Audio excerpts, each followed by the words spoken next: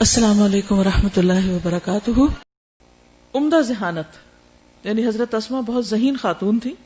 امام احمد بن حنبل اپنی سند سے بیان کرتے ہیں کہ سیدہ اسماء بنت ابی بکر سے روایت ہے کہ جب رسول اللہ صلی اللہ علیہ وسلم سفر ہجرت پر روانہ ہوئے تو آپ کے ساتھ سیدنا ابو بکر صدیق بھی روانہ ہوئے.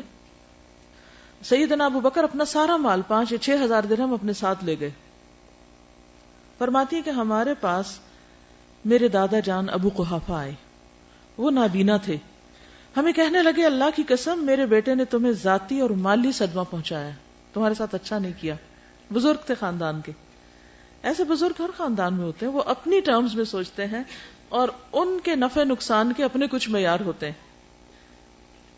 ہم چونکہ بزرگوں کا بہت احترام کرتے ہیں, اس لیے ہم کیا چاہتے ہیں کہ جو دین ہمیں پتہ چل چکا ہے یا جو ہماری سوچ بن گئی ہے جسے ہم صحیح سمجھتے ہیں وہ بھی انہی چیزوں کو صحیح سمجھے. لیکن اگر وہ کچھ اور کہتے ہیں تو ہمیں بڑی حیرت بھی ہوتی ہے اور بعض اوقات ہم ڈاواڈول ہو جاتے ہیں کہ اب ان کی بات مانے یا پھر قرآن و سنت کی مانے. تو ایسے میں آپ دیکھیے کہ حضرت اسماء نے کیا کیا. انہوں نے آ کر اپنے بیٹے کی شکایت کی, یعنی ان کے والد کے خلاف ان سے بات کی. کہتی ہیں کہ میں نے کہا دادا جان ایسی بات نہیں ہے, وہ ہمارے لیے بہت کچھ چھوڑ کے گئے. کہتی ہیں کہ میں نے گھر کے روشن دان میں کچھ سنگریزے رکھ کر ان پہ کپڑا ڈال دیا تھا, یعنی پتھر کے ٹکڑے چھوٹے چھوٹے رکھ کے ان پہ کپڑا ڈال دیا تھا, جہاں میرے ابا جان درہم و دینار رکھا کرتے تھے. پھر میں نے ان کا ہاتھ پکڑ کر کہا دادا جان اپنا ہاتھ اس پہ رکھیے اور دیکھیے کہ وہ کتنا مال ہمارے لیے چھوڑ گئے ہیں. تو انہوں نے کہا اگر وہ اتنا مال چھوڑ گئے ہیں تو پھر ٹھیک ہے, اس نے بہت اچھا کیا, یہ مشکل وقت میں تمہارے کام آئے گا. فرماتی ہیں اللہ کی قسم انہوں نے ہمارے لیے کوئی چیز بھی نہیں چھوڑی تھی, لیکن میں نے چاہا کہ اس طریقے سے میں بوڑھے دادا جان کی تسلی کرا دوں. یہ حکمت بھی تھی, ذہانت بھی تھی.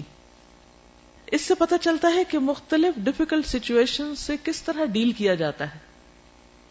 عام طور پر ہم کیا کرتے ہیں, جب کوئی ایک شخص دوسرے کی شکایت ہمارے پاس لے کر آئے تو ہم بجائے اس کے کہ جو شخص ہمارے سامنے نہیں اس کا دفاع کریں, ہم سامنے والے کی ہاں میں ہاں ملانا شروع کر دیتے ہیں کیونکہ یہ زیادہ کنوینئنٹ ہوتا ہے.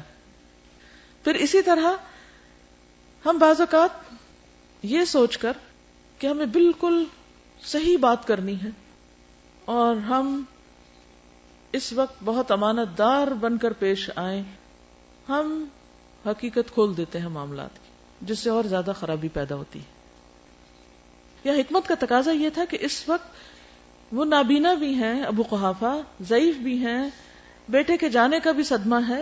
اس موقع پر ان کو مزید صدمے سے دوچار نہ کریں اور ان کا دھیان بانٹ دیں, ان کا دھیان کسی اور طرف کر دیں کہ آپ فکر نہیں کریں, یہ دیکھیں ہے کچھ. ابھی آپ دیکھیں کہ یہ کوئی جھوٹ نہیں تھا, یہ کس کو آپ توریہ کہہ سکتے ہیں یا پھر آپ یہ کہہ سکتے ہیں کہ ان کی دلجوئی کے لیے, ان کی تسلی کے لیے ان کو کہ یہ ہمارے پاس چھوڑ گئے, اور وہ پتھر تو چھوڑے ہوئے تھے نا, چاہے ان کی کوئی بھی ویلیو نہیں تھی, کہ ہمارے پاس بہت کچھ ہے, آپ دیکھیں رکھا ہے یہیں پر. بہت سے اوقات میں جب کوئی شخص آپ پر اعتراض کرے, جب کوئی شخص آپ کو پریشان کرے, تو آپ کو کیا کرنا چاہیے, دفاع کرنے کی بجائے اور اس انداز میں اپنے آپ کو دلائل دینے کی بجائے اس وقت صرف دھیان بانٹ دیں اور دوسرے کی تسلی کرا دے, کیونکہ اس کا جو ہم و غم ہے وہ آپ کا نہیں ہے. آپ ان درہم و دینار پہ بھروسہ نہیں کرتے, اللہ کی ذات پہ کرتے ہیں.